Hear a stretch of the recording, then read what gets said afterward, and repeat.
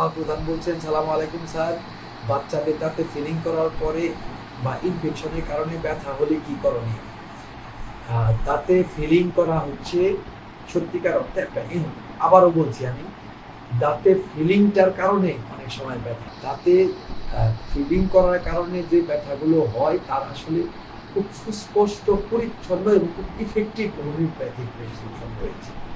বেশিরভাগ সময় এটা বলেই দেওয়া যায়, কারণ আমি আগেই বলেছি যে ইনজুরির ক্ষেত্রে রুটিন প্রেসক্রিপশন অনেক সময় হয়। আর্নিকা এবং হাইপেরিকাম এই দুটো ওষুধ এনাফ হয়ে যায়, এই দুটো ওষুধ এনাফ। আর্নিকা 6 বা 30 পাওয়ার, হাইপেরিকাম 30 বা 200 পাওয়ার, কয়েকটা ডোজ এনাফ হয়ে যায় এই প্রবলেমের ক্ষেত্রে। এই দাঁতে ফিলিং করার পরেও এই কারণে যদি আপনার এই আঘাত বা ইনজুরির কারণে যদি হয়, এবং যদি এটা যথাসময়ে দেওয়া হয়, তাহলে ইনফেকশনের পসিবিলিটিও অলমোস্ট জিরোতে চলে যায়। কিন্তু তারপরেও যদি কোনো কারণে শুধু ব্যথা নয়, ইনফ্ল্যামেশন দেখা দেয়, ইনফেকশন হয়ে যায়, ওখানে যদি পুজোৎপত্তি হয়, ওখানে যদি সিরিয়াস সোয়েলিং হয় বা সহজ কথা কমপ্লেক্সিটি দেখা দেয়, সেখানে আর এই ঘরোয়া মানে এই ইনজুরির ওষুধ প্রয়োগ না করে সেগুলো একটা রোগ আকারে দেখা দিয়েছে বা আপনার শরীর ইনভলভ এটার সাথে, সেখানে কোনো হোমিওপ্যাথিক চিকিৎসককে দেখালে একদম অ্যাবসলিউটলি তার নিরসন রয়েছে। সেখানে এইভাবে বলা যায় না যে আর্নিকা যাবে না। আমি আগেই বলেছি যে রোগের ক্ষেত্রে রুটিন নিজাম চলবে না, সেখানে ইনজুরির ওষুধ দিলে পরে কাজ হবে না। ইনজুরি হচ্ছে সেখানে এটা ওকে ফাইন, ওই আঘাতের জন্য আর্নিকা হাইপেরিকাম এনাফ। কিন্তু যদি পুজোৎপত্তি হয় বা কোনো ইনফেকশন বা ইনফ্ল্যামেশন হয়, সেখানে কোনো একটা চিকিৎসকের সাথে দেখা করতে পারে। এবং ঘরোয়া একটা টোটকা খুব এফেক্টিভ ক্ষেত্রে লবঙ্গ পানিতে গরম করে কুলকুচি করা হয়, তাহলে কিন্তু অনেক সময় ডাক্তারের কাছে যাওয়ার প্রয়োজন হয় না। আমাদের সাথে থাকার জন্য এবং কমেন্টসের জন্য অসংখ্য ধন্যবাদ কামাল ভাই।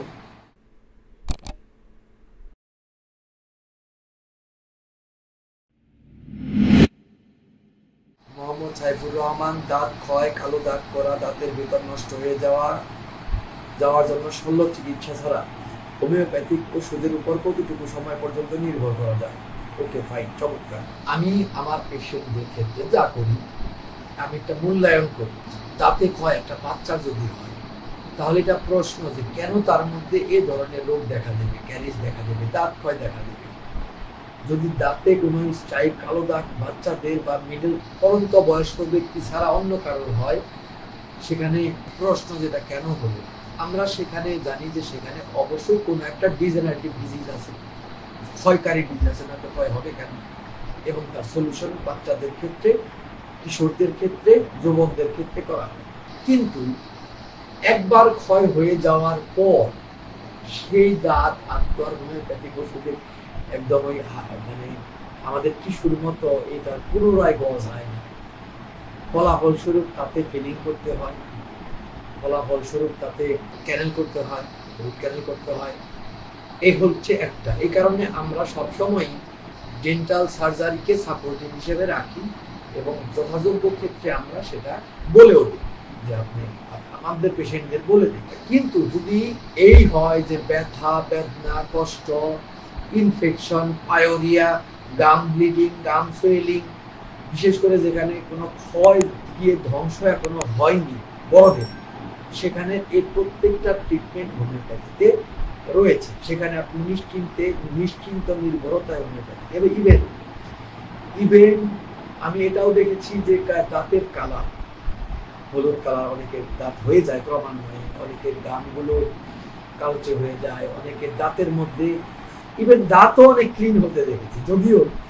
যদিও স্ট্যান্ডার্ড প্রসিডিউরে আমরা এটা সাজেস্ট করি না যে দাঁত পরিষ্কার করার জন্য হোমিওপ্যাথিক ওষুধ আপনি দিনের পর দিন খেয়ে যাবেন আমরা, কিন্তু এই হয়েছে যে ক্রনিক রোগী ট্রিটমেন্ট করেছি, এবার তার ক্রমান্বয়ে দেখতে পেয়েছি যে দাঁত ক্লিন হয়েছে। অনেকের এনামেল ক্ষয় যায়, দাঁতের সাদা সাদা হয়ে থাকে, ও আমাদের অহরহ হোমিওপ্যাথিক ওষুধে তার একটু সময় দিলে ক্রমান্বয়ে ঠিক হয়ে যায়। কিন্তু শুধু বয়স্ক ব্যক্তির দাঁত পড়া, দাঁত মরে যাওয়া, দাঁত ক্ষয় হওয়া, ক্যারিজ হওয়া বা সহজ কথায় বিধ্বংসী ধ্বংসকারী যে পরিস্থিতিগুলোর উদ্ভব হয় বা কোনো একটা সিরিয়াস, যেমন আমার পার্সোনাল অভিজ্ঞতায় বলি, একবার আমার দাঁতে সম্পূর্ণ ওপেন হয়ে গেল না, ওখানে আমি একদম প্রপার হোমিওপ্যাথিক ওষুধ নিজে খেয়েছি। আমি জানি সিমটমস অনুযায়ী জানি যে 100% কনফার্ম সঠিক ওষুধ আমি খেয়েছি, কিচ্ছু হয়নি। নার্ভ ওপেন হয়েছে, এবার বাতাসের মানে বাতাস পানি যা কিছুর সংস্পর্শে আসে ও ধারণাতীত ব্যথা, চিন্তার বাইরে। ও ব্যথা আমার যেটা হয়েছিল তা হচ্ছে নর্মাল টেম্পারেচারের পানি সেই ব্যথাকে কিছুক্ষণ থামিয়ে রাখতো। ও কারণে অজ্ঞান হয়ে পড়িনি, আমি ডেন্টাল মেডিকেল কলেজ পর্যন্ত যেতে পেরেছিলাম। আদারওয়াইজ যে ব্যথা ও অজ্ঞান হয়ে যেত। যাই হোক, ব্যাপারটি হয়তো বুঝতে পেরেছেন যে একজন চিকিৎসক আসলে পার্টিকুলারলি বয়স, দাঁতের কন্ডিশন, এটা হওয়ার কারণ, এগুলো বিবেচনা করে ফিজিশিয়ান নিজে সিদ্ধান্ত নেন একজন হোমিওপ্যাথিক চিকিৎসক আসলে কোন দাঁতে কোন পদ্ধতি অবলম্বন করার কথা। দাঁতে যতগুলো প্রবলেম রয়েছে, মোস্ট অফ দ্য কমপ্লেনেরই হোমিওপ্যাথিক ট্রিটমেন্ট রয়েছে এবং অ্যাকচুয়ালি হোমিওপ্যাথিক ট্রিটমেন্ট লাগে। কিন্তু কিছু কিছু ক্ষেত্রে অবশ্যই শল্য চিকিৎসক, বিশেষ করে যেখানে ধ্বংস হয়ে গেছে একজন প্রাপ্তবয়স্ক ব্যক্তি, কিংবা অনেক সময় দাঁত উঠাতে হয় বাচ্চাদের বিভিন্ন সিচুয়েশনে, আমাদের ডেন্টাল সার্জনের কাছে যেতেই হয়। ধন্যবাদ সাইফুর রহমান গুরুত্বপূর্ণ এবং সুন্দর একটি কোশ্চেন করার জন্য।